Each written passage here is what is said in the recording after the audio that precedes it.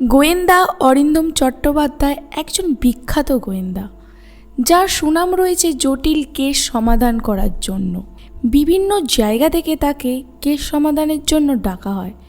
তবে একদিন এক অদ্ভুত কেসের জন্য তাকে আমন্ত্রণ জানানো হলো একটি পুরনো জমিদার বাড়িতে। রাজবাড়ির বর্তমান মালিক ছিলেন বয়স্ক রাজা রুদ্রপ্রতাপ।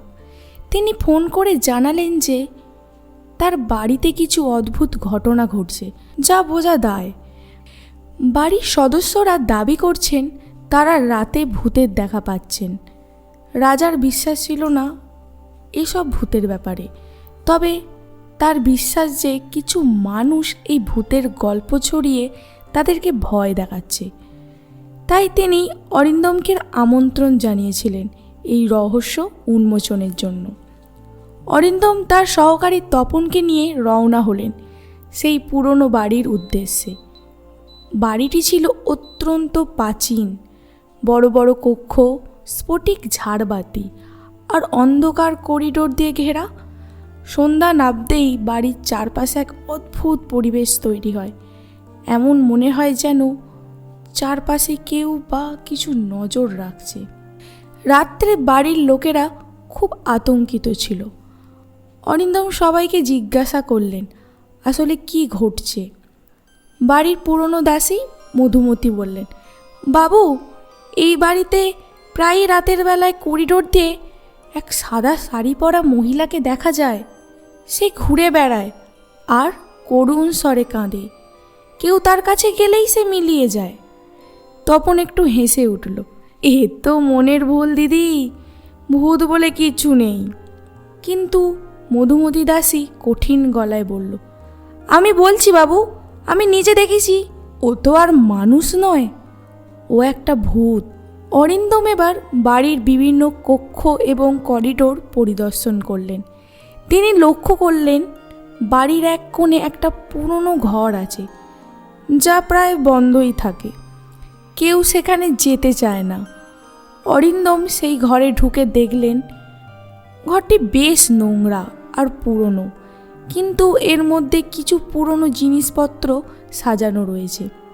একটা পুরনো আয়না, কিছু ধুলোমাখা পোর্ট্রেট আর একটা চেয়ার, সব কিছুই অদ্ভুতভাবে সাজানো ছিল। তপন বলল, দাদা, এই ঘরটাই হয়তো সেই ভূতের আস্তানা, তবে আমি এখনও বিশ্বাস করি না এসব। রাতে অরিন্দম আর তপন ঠিক করলেন তারা রাত জেগে বাড়ির চারপাশে পাহারা দেবেন। রাত গভীর হতে থাকলো। তখন হঠাৎ করেই করিডোরের এক প্রান্ত থেকে এক মৃদু কাঁদার আওয়াজ শোনা গেল। তপন দৌড়ে গেল সেই দিকে, আর অরিন্দম ধীরে ধীরে আওয়াজের দিকে এগোতে থাকলেন। তিনি দেখলেন করিডোরের শেষ প্রান্তে এক সাদা শাড়ি পরা মহিলাকে, যে ধীরে ধীরে হেঁটে যাচ্ছে।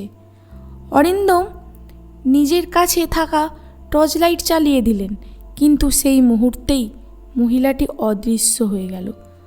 তপন এসে বলল, দাদা, সত্যিই কিছু একটা ছিল, কিন্তু কিভাবে মিলিয়ে গেল? অরিন্দম শান্ত গলায় বললেন, এটা কিছু নয়, এক ধরনের ভ্রম, তবে সত্য উন্মোচন করতে হবে। পরদিন সকালে অরিন্দম বাড়ির পুরনো নথিপত্র এবং রাজপরিবারের ইতিহাস খুঁজতে লাগলেন।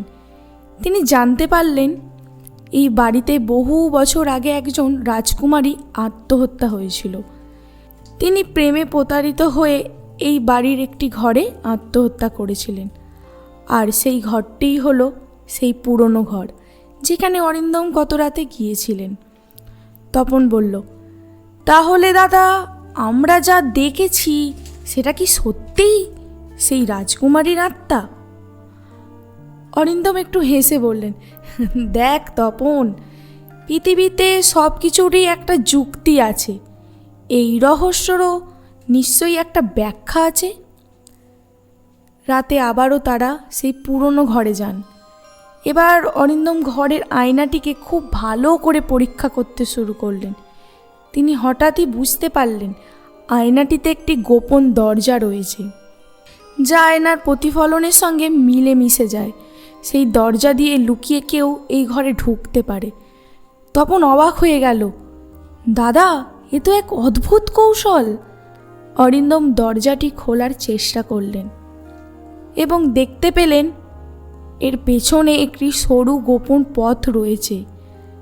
সেই পথ দিয়ে তারা ধীরে ধীরে এগোতে লাগলেন এবং পৌঁছে গেলেন বাড়ির পেছনের দিকে, যেখানে একটি ছোট গুদামঘর রয়েছে। সেখানে তারা একজন মহিলাকে দেখতে পেলেন, যিনি ভূতের মতো পোশাক পরে বসে আছেন।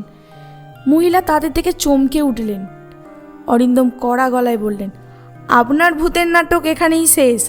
আপনার পরিচয় কি?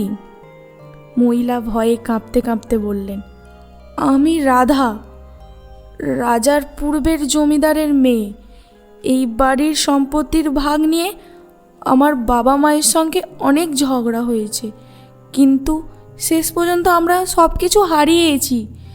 তাই আমি প্রতিশোধ নিতে এখানে এসে এই নাটক সাজিয়েছি। অরিন্দম রাধার কথায় বিস্মিত হলেন না। তিনি জানতেন এসব ভূতের গল্পের পেছনে সবসময়ই একটা মানুষ থাকে, যে তার লোভ আর প্রতিহিংসার জন্য এসব সাজায়। রাধা পুলিশের হাতে ধরা পড়ল আর রাজবাড়িতে আবারও শান্তি ফিরে এলো। তপন বলল, দাদা, সত্যিই আপনি না থাকলে কেউই এই রহস্যের উন্মোচন করতে পারত না। অরিন্দম হেসে বললেন, যতই ভয়ঙ্কর হোক, ভূত নয়, মানুষই আসল ভয়ঙ্কর।